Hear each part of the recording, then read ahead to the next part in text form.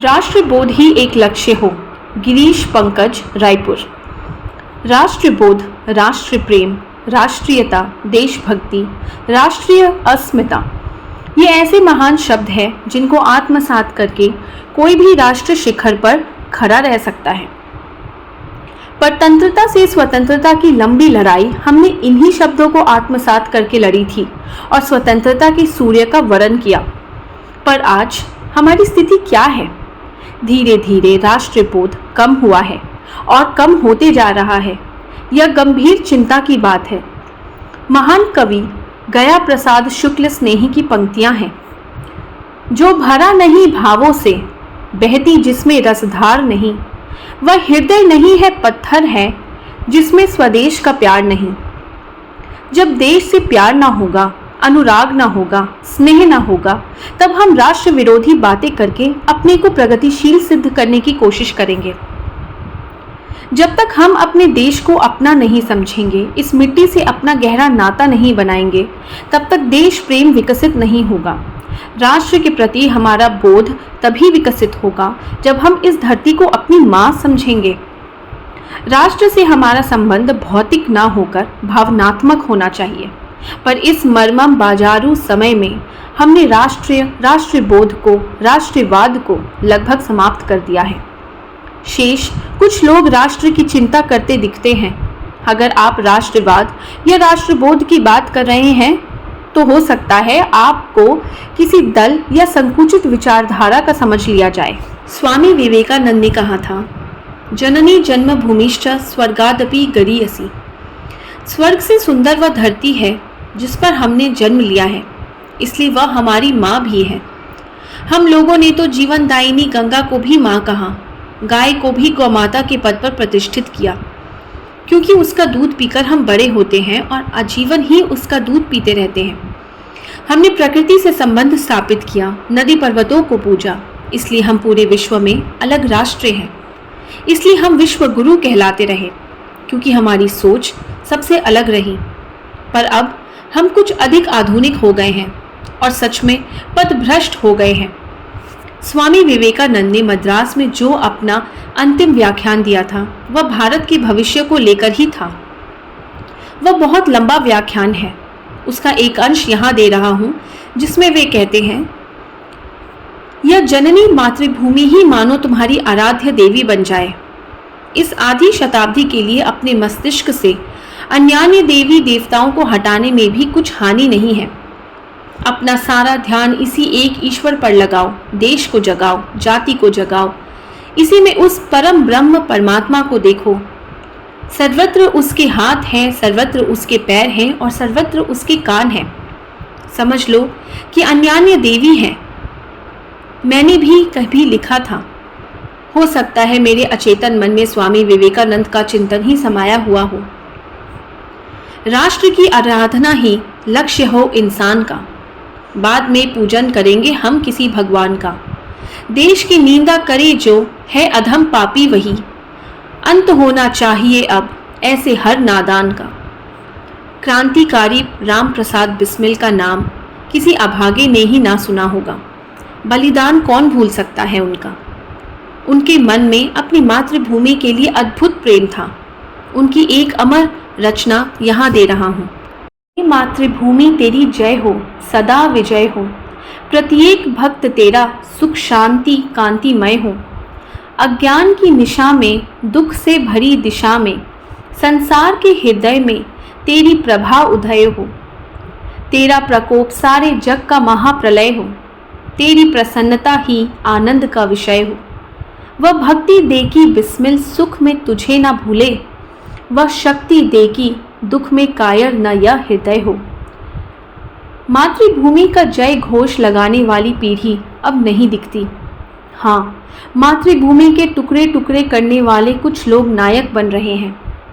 यदि यही स्थिति रही तो वह दिन दूर नहीं जब देश संकटग्रस्त हो जाएगा। घर में आग घर के चिरागों से ही लगती रही है। अब ऐसे मूर्ख चिराग बढ़ रहे हैं जिन्हें तत्काल बुझाना पड़ेगा और ऐसे चिरागों को प्रोत्साहित करना होगा जो राष्ट्र में व्याप्त हर तिमिरों को दूर कर प्रकाश गंगा प्रवाहित कर सके। दिवालियापन। वास्तव में वह राष्ट्रीय चेतना ही मुखरित न हो सकी जो होनी चाहिए। स्वतंत्रता से ठीक बाद हमारी पाठ्य पुस्तकों में देशभक्ति के पाठ सम्मिलित रहते थे। बच्चों को देशभक्ति के गीत पढ़ाए जाते थे। देश के लिए बलिदान होने वाली सत्य कथाएं पढ़ाई जाती थीं। हमारे समग्र अध्ययन का केंद्र ही राष्ट्रभक्ति था।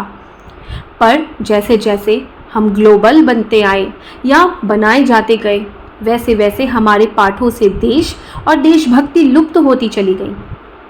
आज हम कीड़े मकोड़ों को तो पढ़ते हैं, पर देशभक्तों से दूर हो गए हैं।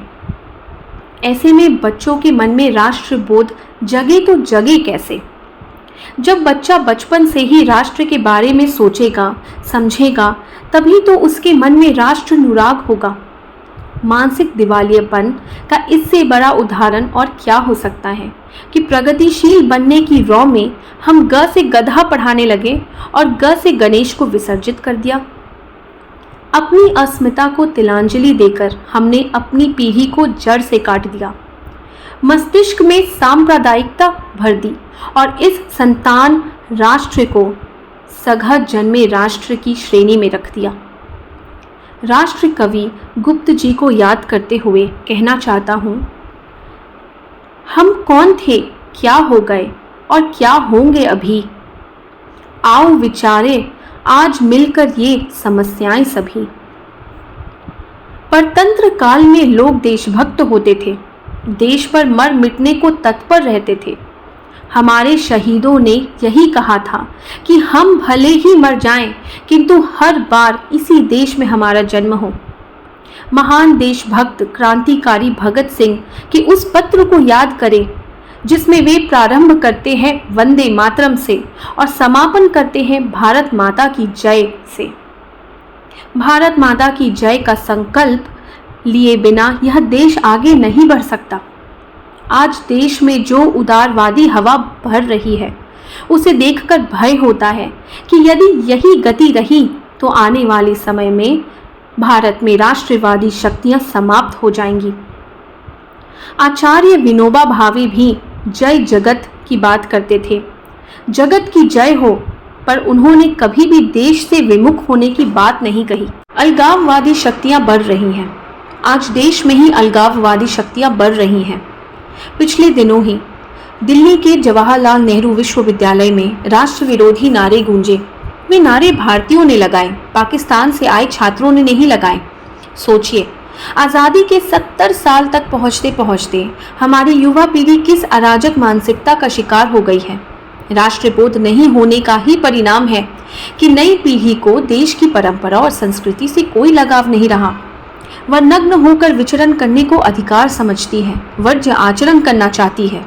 लोग तिरंगे का अपमान करते हैं, राष्ट्रगान सुनकर मोबाइल में या आपस में बात करते हैं, हिलते डुलते हैं, सावधान खड़े नहीं रहते। देश छोड़कर विदेश चले जाने की प्रवृत्ति भी बढ़ रही है। ऐसे लोगों के लिए राष्ट्र का कोई विशेष महत्व नहीं रहा। राष्ट्र उनके लिए धर्मशाला या होटल है, जबकि राष्ट्र हमारी आत्मा है। इसके बिना हम जीवित ही नहीं रह सकते। पर अब किसको यह समझाया जाए? आज देश की बात करना पिछड़ेपन की निशानी है। इसका बड़ा कारण हमारी शिक्षा प्रणाली ही है, जिसमें धीरे धीरे राष्ट्र विलुप्त होता गया और कैरियर प्रमुख हो गया। इस कैरियर के लिए देश को छोड़ दो, बूढ़े माता पिता को छोड़ दो, निर्मम हो जाओ, सब चलेगा। पैकेज ही प्रमुख है। पैकेज सत्यम जगन मिथ्या, ये नया श्लोक पढ़ा जा रहा है। ऐसे भयावह समय में जीते हुए अगर पिज्ज़ा, बर्गर, चाउमीन और फटी चीथरी जीन्स पहनने के फैशन को आत्मसात कर रहे हैं, तो सोचिए हम कितने विवेकवान हैं। राष्ट्रीय आत्मा का हिस्सा रहे। किसी भी राष्ट्र की शक्ति उसके देशभक्त नागरिक ही होते हैं। यदि देशभक्तों ने बलिदान न दिया होता तो क्या भारत स्वतंत्र हो सकता था?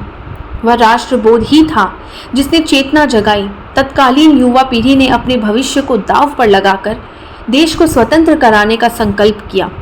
अनेक बलिदान भी हुए, पर आज कहाँ गया वह राष्ट्रबोध? तुच्छ स्वार्थपरता ने हमें राष्ट्र विरोधी बना दिया है। लोग यहाँ पढ़ते लिखते हैं और एक दिन विदेश में कहीं जाकर बस जाते हैं। वे वहाँ दोयम दर्जे के ही नागरिक बने रहते हैं, उपेक्षित रहते हैं, उस देश की मुख्य धारा में शामिल नहीं हो पाते, अपने सीमित क्षेत्र में जीने के लिए अभिशप्त ही रहते हैं। पर रहेंगे वहीं क्योंकि वहाँ पैसा है, अच्छा पर्यावरण है, माता पिता से दूर, अपने स्वजनों से दूर पड़े रहेंगे, पर राष्ट्र के बारे में नहीं सोचेंगे। ऐसे अयोग्य राष्ट्र विरोधी युवक बढ़ते जा रहे हैं। माना कि संपूर्ण विश्व हमारा घर है, हम कहीं भी जाकर काम कर सकते हैं, पर हम अपने देश को तो ना भूलें। विदेश में रहकर भी हम अपने देश के लिए क्या कर सकते हैं, इस पर निरंतर विचार करना चाहिए। भारत में चल रही किसी अच्छी सामाजिक गतिविधि में अपनी भागीदारी करनी चाहिए, अर्थात अपना राष्ट्र अपनी आत्मा का हिस्सा बना रहे। ये संस्कार तभी आएंगे जब बचपन से ही बच्चों में राष्ट्रबोध जगाएंगे। यह देश मेरा है, इसी के लिए जीना मरना है, इसी की उन्नति के लिए मेरा जीवन है। राष्ट्र की मैं संतान हूँ और इसके प्रति मेरा कर्तव्य है। स्कूल में ऐसी शिक्षा मिले, घर में वैसा परिवेश मिले, समाज में राष्ट्रवादी लोग वातावरण बनाएं, तब कहीं एक महान राष्ट्र का निर्माण हो सकेगा। अन्यथा जिस ढंग से भारत में इंडिया विकसित हो रहा है, उसे देखकर चिंता होती है कि भविष्य का भारत कैसा होगा। इसलिए राष्ट्रवादी शक्तियों को सच्चाई और संपर्ण के साथ प्रयास करना होगा। अंत में अपने ही मुक्तकों से बात समाप्त करूंगा। राष्ट्रबोध जग जाए मन में तो यह देश महान बने, बच्चा बच्चा देशभक्त हो ऐसा हिंदुस्तान बने। भूल से भी देश विरोधी सोच नहीं पनपे मन में, राष्ट्र प्रेम से भरा हृदय हो तो सुंदर उद्यान बने। एक बार नहीं दो बार नहीं, यह तो हर बार कहेंगे हम, जिन्हें देश से प्यार नहीं उनको गद्दार कहेंगे हम। देश हमें परिवेश दे रहा जीवन की खुशहाली का, ऐसे प्यारे देश को हर पल अपना प्यार कहेंगे हम।